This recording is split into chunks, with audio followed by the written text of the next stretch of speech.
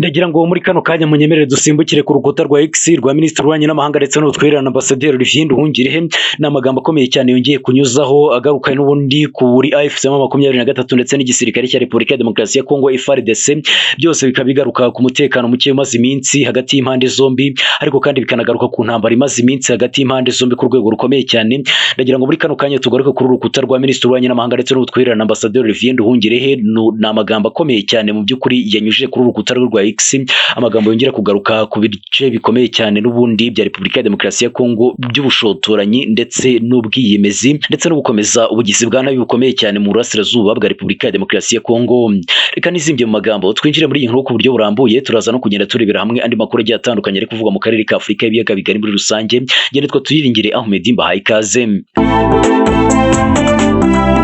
Minisitiri w'Ububanyi n'Amahanga ndetse n'Ubutwererane Ambasaderi Olivier Nduhungirehe yatangaje ko rwose amahanga abona ibitero by'ingabo za Repubulika ya Demokarasi ya Kongo bigabwa mu bice bigenzurwa na FCM 23, nyamara uyu mutwe wasubiza bagahaguruka ku rwego rukomeye cyane. So ubwa mbere bigarutseho rwose, kuko no ku munsi w'ejo yabigarutseho, no ku munsi w'ejo wundi bigarukaho ubwo yanaganiraga n'abanyamakuru, nabwo bigarukaho. Ni ibintu amaze iminsi rwose ari kugarukaho, ibikomeje kugenda bitera impungenge imiryango mpuzamahanga rwose ko ishobora kuba ikomeje kugenda nayo yijandika mu bibazo by'uburasirazuba bwa Repubulika ya Demokarasi ya Kongo ku bigendanye n'ubundi no gukomeza gushyigikira imitwe y'iterabwoba ndetse no gukomeza gushyigikira igisirikare cya Repubulika ya Demokarasi ya Kongo gikomeje ubugizi bwa nabi. Hakibazwa inyungu y'imiryango mpuzamahanga iri gukura muri ubu bufatanyacyaha bukomeje kugenda bukorerwa abaturage b'abanyamurenge mu burasirazuba bwa Repubulika ya Demokarasi ya Kongo, ibikomeje kugenda bitera urujijo ku rwego rukomeye cyane. Muri iki gitondo indege za Sukhoi 25 ndetse na drone za FARDC zagabye ibitero mu gace ka Rwisankuku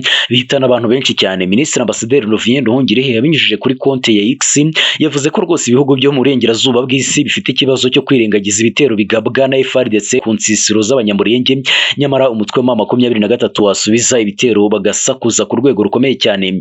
Ati ntuzigera wumva abo mu burengerazuba bamagana ibyo bikorwa bigayitse byo kwica agahenge bikorwa na FARDC. Ibyo bitero byo mu kirere byibasira ibice bituwe n'abantu benshi harimo insisiro z'abanyamurenge byabayeho inshuro nyinshi cyane kugeza na n'ubu, kandi guverinoma ya Repubulika ya Demokarasi ya Kongo byivugira. Ariko ibihugu byo mu burengerazuba bw'isi bikanguka igihe FCM 23 isubije ibyo bitero byo mu kirere. Ibitero by'indege ndetse na drone mu bice byo mu ntara ya Kivu y'Amajyepfo bituwe n'abanyamurenge byakajije umurego kuva mu cyumweru gishize, nyuma yaho FCM 23 itsindiye ingabo z'u Burundi, iza Repubulika ya Demokarasi ya Kongo, Wazalendo ndetse na FDLR mu kibaya cya Rusizi. Umwana wavutse muri 2007 kuri ubu ngubu hagize imyaka isaga 19, niba yaranize neza ubu yaba yatangiye no kwiga amashuri makuru cyangwa se kaminuza mu myaka 19, kandi wakoze neza, amaze kwiteza imbere mu buryo bugaragara. Ku rundi ruhande kandi ariko hari abayimaze mu magororero kubera ibyaha bahamijwe n'inkiko, birimo n'ibyaha bya jenoside yakorewe abatutsi. Mu gufasha abahamijwe ibyaha bya jenoside gutandukana n'ingengabitekerezo yayo, leta y'u Rwanda yashyizeho gahunda yo guhuriza mu igororero rya Nyamasheke n'irya Nyamagabe abagiye kurangiza ibihano bigishwa indangagaciro na ndi umunyarwanda n'inyigisho z'ubumwe n'ubudaheranwa. Abarangije imyaka 19 y'igifungo, icyo bahurizaho ni uko kugeza umunsi bakatirwa bumvaga ari abere, gusa imyaka bamaze bafunze yababereye igihe cyo kwisuzuma ndetse no kumva neza uruhare rwabo muri jenoside yakorewe abatutsi. Ibyabahaye umwanya wo kwicuza, kwiga ndetse no gufata ingamba z'uko bagomba gukomeza kubaho mu gihe bafunze ndetse na nyuma yo gufungurwa.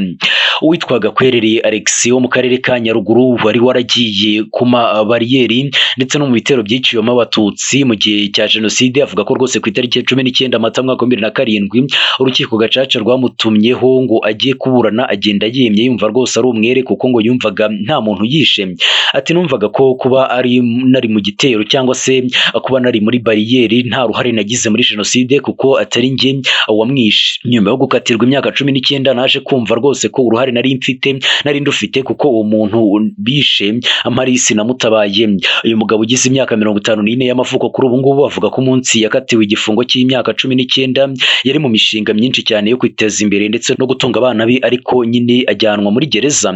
Ati uwo munsi narahungabanye bitewe n'uko nari nsize umugore wanjye n'abana, numvaga ntazafungurwa kuko numvaga imyaka 19 ari myinshi, numvaga nta n'uwamara amezi 2 nageze muri gereza mbanza gutungurwa nk'umuntu ufashwe n'amashanyarazi ariko nyuma ndiyakira.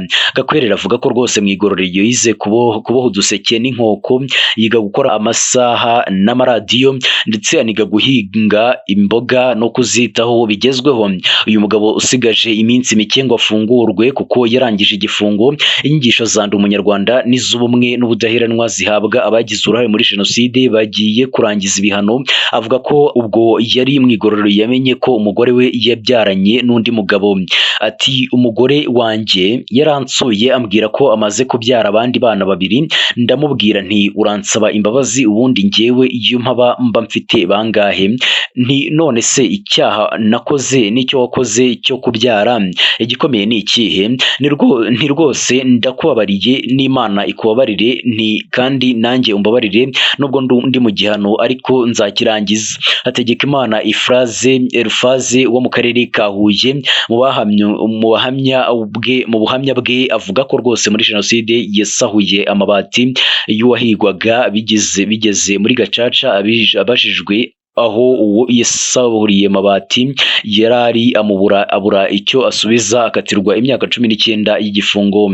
Ku itariki ya 7 Nyakanga 2027 ubwo yafungwaga yaragize imyaka 37 atazi gusoma ndetse no kwandika. Ibi ni bimwe mu byo yigiye mu igororero, aho yize gusoma ndetse no kwandika.